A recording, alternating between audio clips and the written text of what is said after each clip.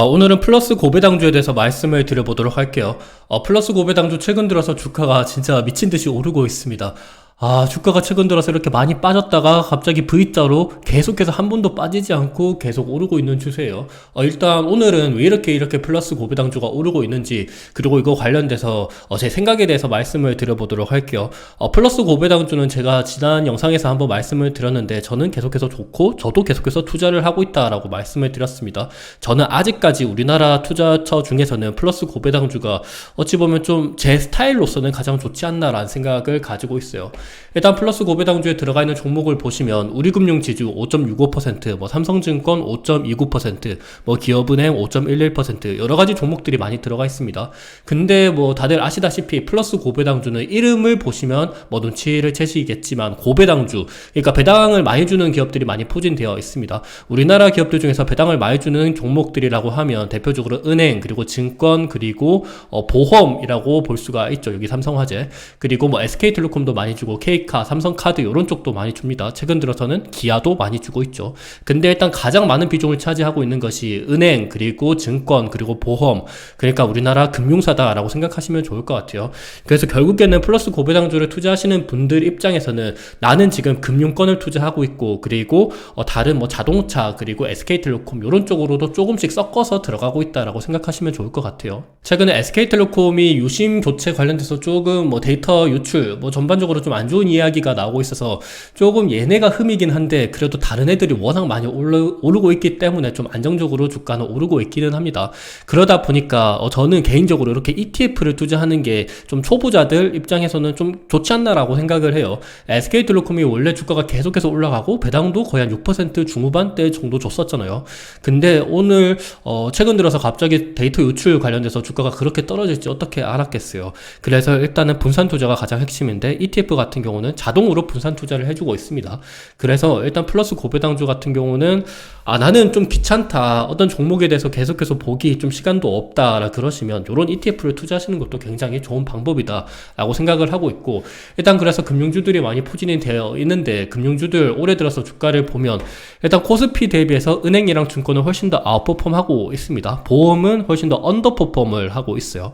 근데 제가 은행이랑 증권 관련돼서는 굉장히 올해 들어서 좋다라고 말씀을 드렸어요. 제가 언제 말씀을 드렸냐, 4월 2일날, 이거 4월 2일날 그때 영상을 한번 참고 삼아 보시면 좋을 것 같아요. 그때 주가가 좋을 거라고 생각한다 라고 말씀을 드렸고, 주주환원도 좋아지고 업황도 좋아질 것이다.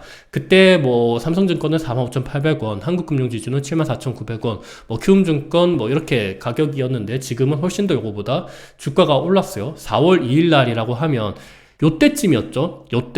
요때 증권이 주가가 많이 빠질 때 말씀을 드렸고, 실제로 주가를 보면 요거보다 훨씬 더 많이 오르고 있는 거를 확인할 수가 있을 것 같아요. 은행 같은 경우도 3월 17일 날, 그때 은행주 주가가 최근 들어서 많이 하락을 하고 있었는데, 그때 저는 여전히 좋다라고 말씀을 드렸습니다. 3월 17일이었으면 이거는 ETF 기준으로 요쯤 많이 빠졌을 때였었던 거고, 근데 개별 종목으로는 얘네들은 훨씬 더 많이 빠졌었던 때였어요. 그리고 그로부터 4월 22일 날 한 달 정도 지나고 난 다음에는 은행주 주가가 훨씬 더 많이 오르고 있었죠. 85,000원 보면 78,900원에서 올라왔죠. 신한지주도 46,550원이었다가 48,900원까지 올랐습니다. 하나금융지주도 마찬가지고, 우리금융지주도 마찬가지고, 다른 금융주들도 마찬가지였습니다.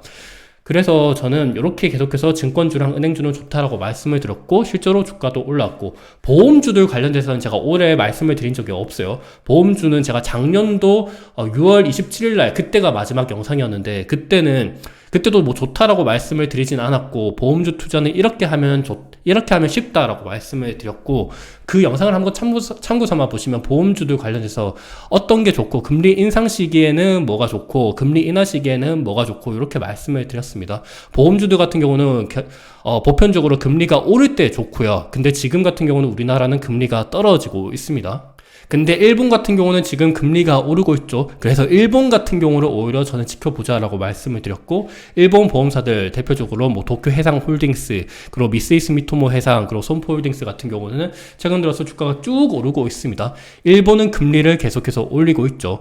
보험사들이 금리가 오를 때 좋고, 증권사들은 금리가 떨어질 때 좋고, 은행들은 보편적으로 금리가 오를 때 좋다라고도 하는데 금리가 떨어질 때도 좋기도 합니다. 이 부분 관련돼서 제가 한번 설명을 설명을 드리도록 할 텐데, 이거는 지난 영상에서 한번 보시면 다 나오고 있기는 합니다. 근데 찾아보시기 힘드니까 제가 좀 짤막하게 말씀을 드릴게요. 일단 금융사들을 제가 말씀드리는 게 우리나라 광의통화, 이건 우리나라뿐만이 아니라 미국도 마찬가지고 유럽도 마찬가지입니다. M2 광의통화는 계속해서 늘어나고 있어요. 이게 통화량이라고 생각하시면 좋을 것 같습니다. 시중에 얼마나 돈을 뿌리고 있냐를 나타내는 건데, 근데 이 돈은 계속해서 화폐량은 계속 늘어나고 있습니다. 한국은행 조폐공사가 계속 돈을 찍으면서 우리나라로 이렇게 돈을 뿌리고 있죠. 그러면서 인플레이션이 발생을 하는 거고, 그러면서 경기가 돌아가는 건데, 이 경기를 일으키고 이 통화량을 조절하는 그런 곳이 바로 금융권입니다.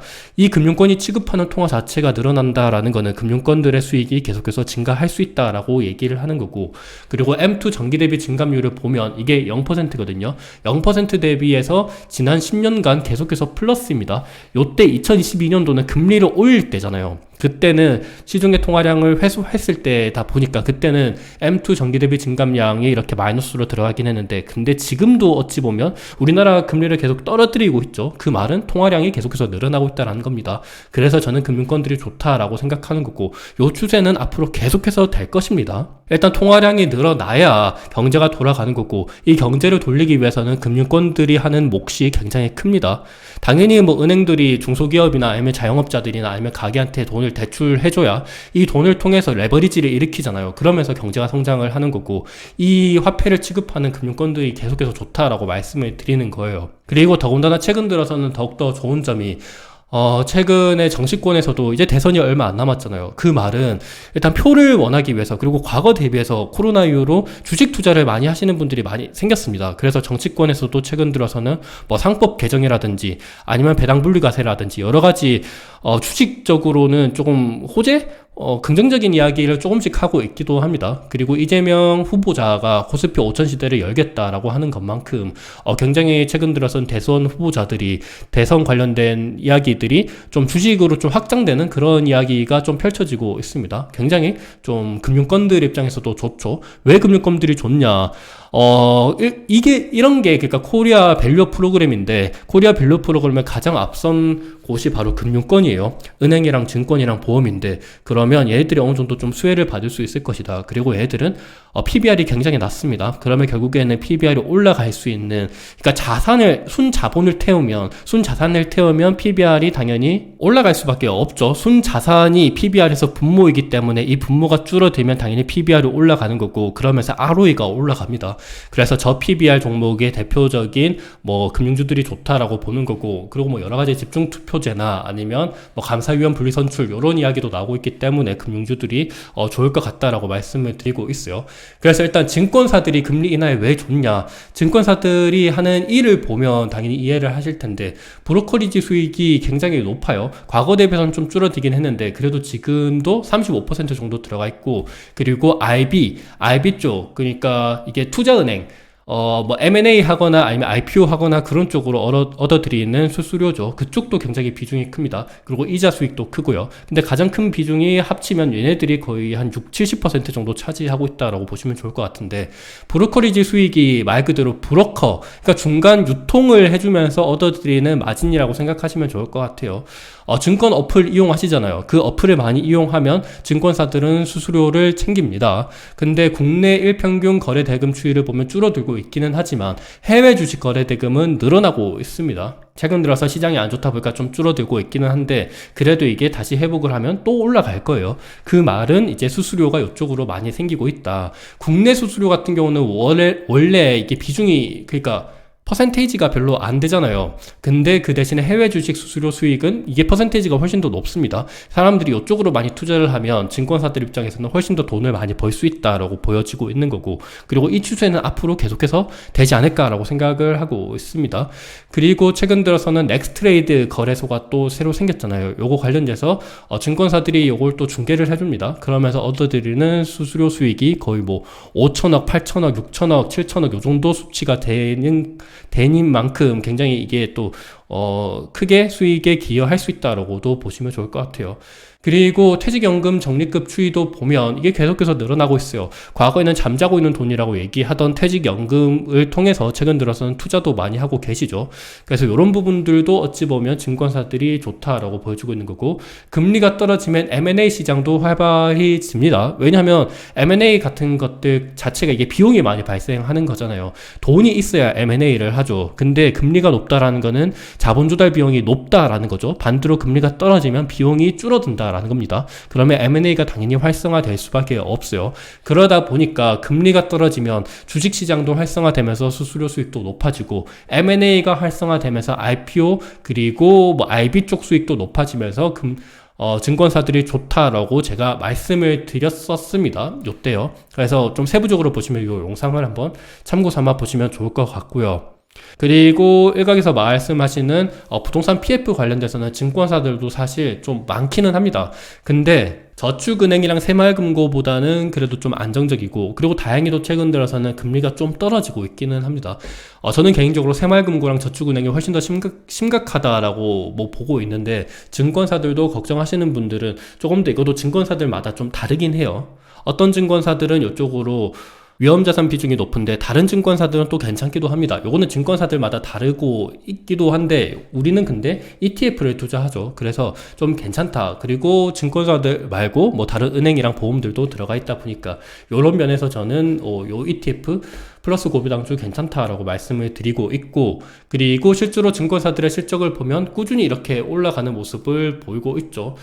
최근 들어서 이때는 금리가 올랐기 때문에 증권사들 실적이 안 좋았던 거예요. 전체적으로 보면 2022년도 이때부터 금리가 올랐잖아요.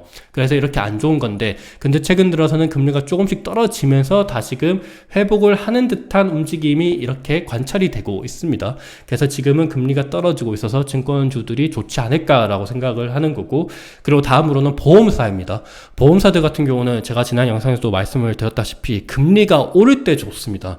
왜 금리가 오를 때 보험사들이 좋냐면, 보험사들 같은 경우는 최저 보증 이율이라는 게 있는데, 그러니까 말 그대로 최저 한도로, 그러니까 최저적으로 이 정도는 보증해주는 이율, 보험사들 입장에서 고객들이 있잖아요. 우리 같은 고객들이 보험사들한테 보험을 드는데, 우리들은 최저 보증 이율이라는 게 있어요. 요 정도 이율은 받고 보험을 드는 거죠.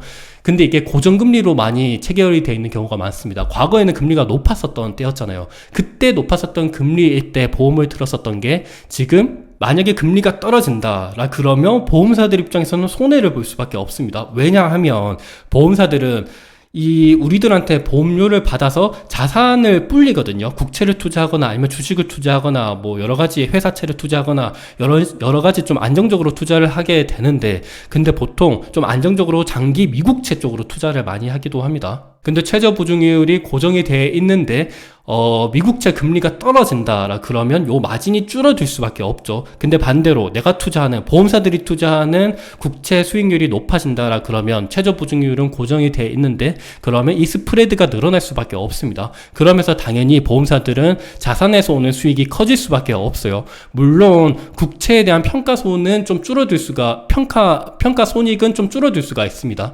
근데 보험사들 같은 경우는 안정적으로 돈을 굴려야 되기 때문에 요 국채를 가지고 있는 평가손이 있더라도 바로 팔지가 않아요. 만기까지 보유해서 요거를 계속해서 연간 수익률을 그냥 얻는, 안정적으로 굴리는 용도로 쓰입니다. 그래서 보통은 보험사들이 금리가 오를 때 레버리지 효과가 더 크다라고 이야기를 합니다.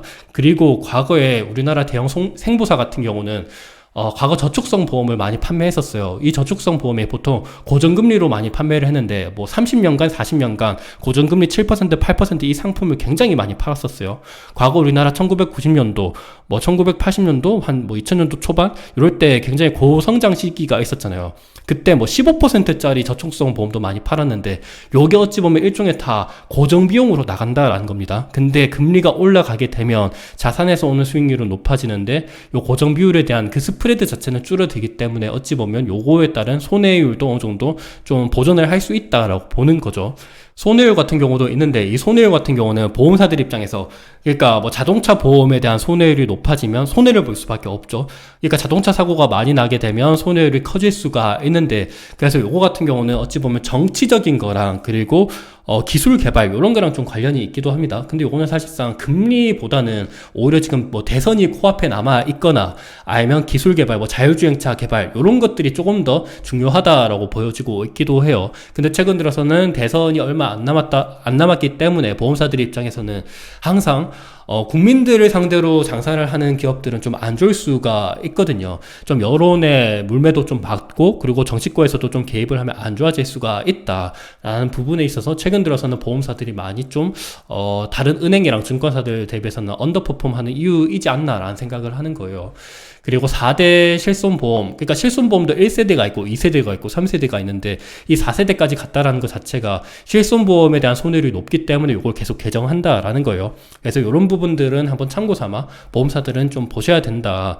그래서 제가 은행이랑 증권에 대해서 이렇게 말씀을 드린 이유다라고 말씀을 드리고 싶어요. 그리고 은행 관련돼서는 제가 은행 이전에 증권이랑 보험이, 그래서 제가 이것도 저번 영상에서 말씀을 드렸는데, 금리가 오를 때는 보험이 좋고 금리가 떨어질 때는 증권이 좋다, 보편적으로 그렇다는 겁니다. 평균적으로 2012년도에서 2023년도 그때는 보험사들이 좋았어요. 금리가 오를 때니까요. 근데 지금은 금리가 떨어지고 있죠. 점점 더 올해 25년도 상반기에는 더더욱이게 증권은 올라가고 보험은 떨어지는 모습이 보였습니다. 요거는 참고로 메리츠 금융지주, 그 메리츠 화재랑 메리츠 증권에 대한 단기 순이익 기여도를 말씀드린 겁니다. 다른 기업도 마찬가지예요. 은행은 보통 금리가 오를 때 좋다라고 말씀을 드리는데, 이게 우리나라 한국 기준금리 추이인데 전체적으로 보면 금리가 떨어져요. 그 말은 뭐 많은 사람들이 금리가 오를 때 은행이 좋다라 그러면 은행들은 주가가 떨어져야 되는 거잖아요. 근데 은행은 사실상 금리가 오르든 떨어지든 상관없이 항상 돈을 잘 벌고, 금리가 떨어질 때도 주가가 오르고, 금리가 오를 때도 주가가 오르는 경우가 많았어요. 오히려 은행들은 이 금리보다는 정치권의 태도, 그리고 대출을 얼마나 많이 해줄 수 있는지, 그리고 경기 상황이 얼마나 좋은지, 그리고 부동산 시장은 어떤지, 그리고 배당주에 대한 그런 기대감, 이런 것들이 조금 더 크게 작용을 합니다. 지금 같은 경우는 금리가 떨어지는데 은행들은 주가가 오르고 있죠. 이게 설명이 안 됩니다. 금리만 가지고 생각을 하면 절대 그렇게 단순하게 보시면 안 되고, 왜 그러냐면 금리가 떨어지면 대출 수요가 그만큼 많아지게 됩니다. 이게 지금 업데이트가 안 돼서 그런데, 근데 최근 들어서 이제 부동산 시장이 좀 좋아지면서 부동산에 대한 가계대출도 또 늘어나고 있기도 해요. 요걸 뭐 잡으려고 정부권에서 또 나서고 있기는 한데, 근데 전체적으로 보면 금리가 오를 때 당연히 비용이 많이 발생하잖아요. 2010년도에서부터 2012년도까지 요때 보면, 요때였어요. 2011년도, 2012년도, 이때였죠. 그리고 요때는 2020년도, 이때쯤이었죠. 요때는 요때였습니다. 2019년도에서 2010년도 저금리 시기였대. 2020년도 이때 당연히 금리가 적다는 거는 비용이 적다라는 거고, 금리가 높다라는 거는 비용이 많이 발생한다라는 거예요. 그러면 당연히 예대 마진은 조금 금리에 따라서 왔다 갔다 할 수 있기는 하겠지만, 그만큼 대출 수요가 높아지고 대출 수요가 떨어집니다. 2015년도에서부터 2017년도까지도 대출 수요는 높아졌어요. 2015년도에서부터 2017년도까지가 요때였죠. 당연히 금리가 떨어지니까 대출 수요는 높아지죠. 그리고 요거랑 관련되어 있는 게 부동산 가격입니다. 부동산 가격이 오르면 사람들이 당연히 부동산 대출을 많이 합니다. 부동산 가격이 떨어지면 부동산 대출을 많이 안 하고요. 그리고 요거는 금리랑 관련이 있고요. 근데 금리가 중요하긴 하지만 금리가 오르든 떨어지든 시중의 통화량은 점점 더 늘어나기 때문에 은행들의 수익은 계속해서 늘어나고 있다. 은행들의 수익이 늘어나는 거가 제가 이 영상에서는 제가 말씀을 안 드릴 텐데, 이거 한번 참고 삼아 보시면, 요 영상을 보시면 제가 KB금융, 신한지주, 하나금융지주, 을금융지주 지난 15년 동안 주가가 어떻게 변했는지, 그리고 실적도 어떻게 변했는지 그거 한번 참고 삼아 올려놨으니까 그거 보시면 좋을 것 같아요. 오늘은 그래서 플러스 고부당주에 대해서 말씀을 드렸는데, 저는 여전히 가지고 있고 여전히 좋게 보고 있습니다. 뭐 여러분들이 투자하시는 데는 뭐 여러분들의 선택이 따르겠지만, 저는 어느 정도 그냥 제 영상이 참고에는 도움이 되셨으면 좋을 것 같습니다. 있습니다. 제가 무조건 사라 이렇게 얘기하는 거는 아니에요. 저는 책임을 못 집니다. 여러분들이 선택을 하셔야 되는 거고, 여러분들이 공부하시고, 저는 그냥 뭐 투자하는데 요즘에 시간 쓰기 많이 힘드시잖아요. 그러니까 시간 좀 덜 소모하시라고 이렇게 하시는 거지. 뭐 은행들, 증권주들 당연히 떨어질 수도 있기는 해요. 그냥 여러 가지 한번 참고 삼아 보시면서 투자에 도움이 되셨으면 좋을 것 같습니다. 감사합니다.